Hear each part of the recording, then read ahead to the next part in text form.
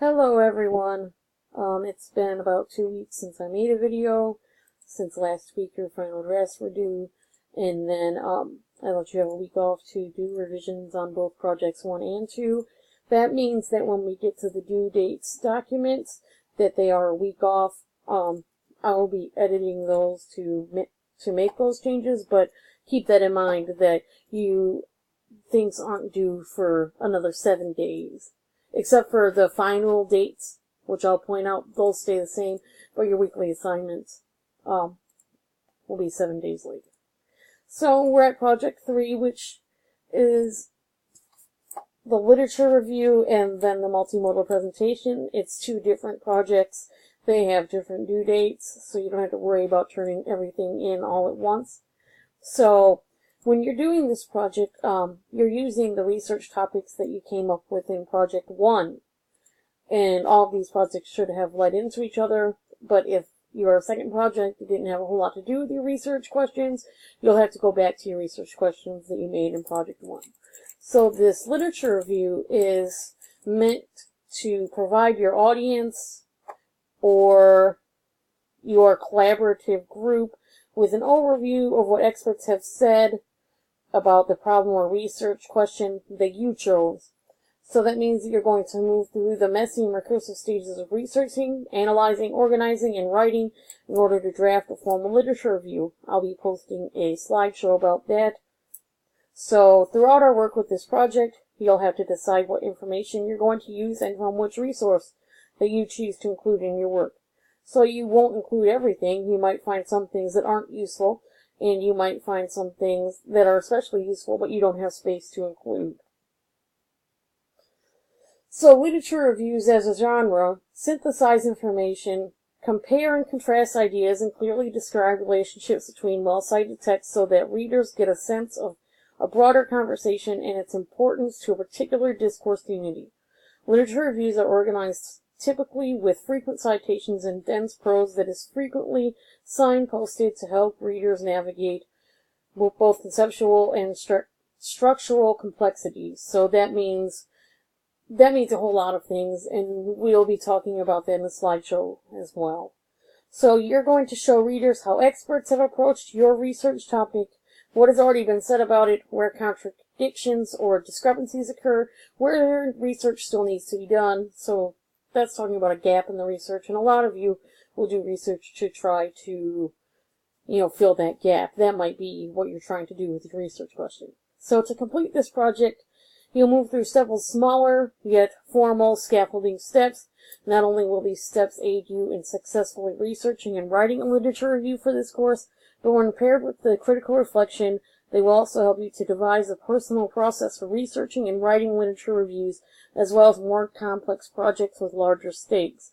So you're going to begin by revising your initial research questions from Project 1 about a topic of interest connected to your professional or academic discourse community. In order to answer that question, you will need to find, follow, organize a sustained research agenda consisting of multiple searches and a myriad of texts. So that means not only articles from the library database. You're going to have to use launch texts like books, trade journals, things like that. You're going to forge a research path using the keywords, footnotes, and citations from your launch text. So your launch text could be something from Project 1, and then you look in the reference page or the footnotes or the endnotes and find more resources to go on. So you are going to follow your research path through at least 5 iterations or moves for a total of 6 texts. For each successful research move in corresponding text, you'll be composing a hybrid version of an annotated bibliography entry. These entries will help you track and summarize the information you're gathering, as well as begin to establish relationships between ideas and texts. This is important to keep in mind when you're moving into Project 4. Each entry should both reflect on your research process as well as begin synthesizing your gathered information into usable prose for the literature review.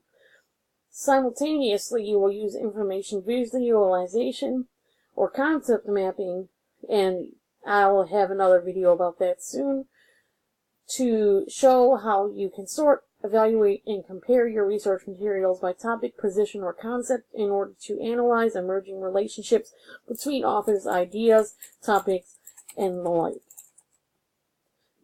Here are the learning outcomes. You need to keep these in mind when you're doing the project, and the minimum requirements.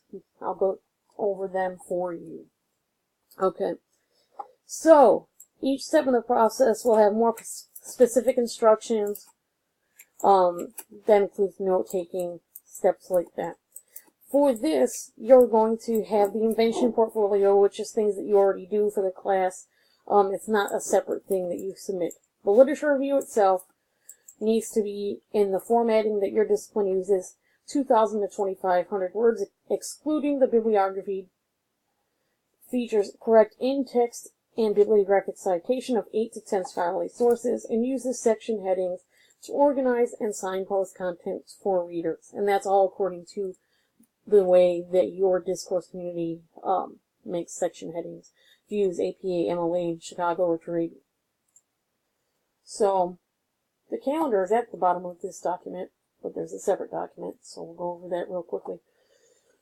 The week 7 materials are due on the 23rd. So you're going to read Cresswell's article analysis. I'll make sure to put that up on Blackboard. The student example of Project 3, chapters 3, 6, and 7 from the Wadsworth Guide. And then you're going to have a reading response for those readings. And then you are going to do a research question and plans assignment, which I'm going to describe in another video before the week is up. This week I am going to be in Boulder, Colorado for the Conference on Community Writing, so I will not be having office hours on Tuesday or Thursday in my office. However, I can be reached via email, text, FaceTime, and Skype. Please feel free to reach out to me while I'm out of town. I'll still be easily reachable. If you have any questions about the week's assignments as we go into them, please let me know. If you're wanting to make an appointment with me, we can always conduct an appointment over FaceTime or Skype. Have a good week. I hope that you enjoy working on Project 3 and moving into trying to answer your own research question.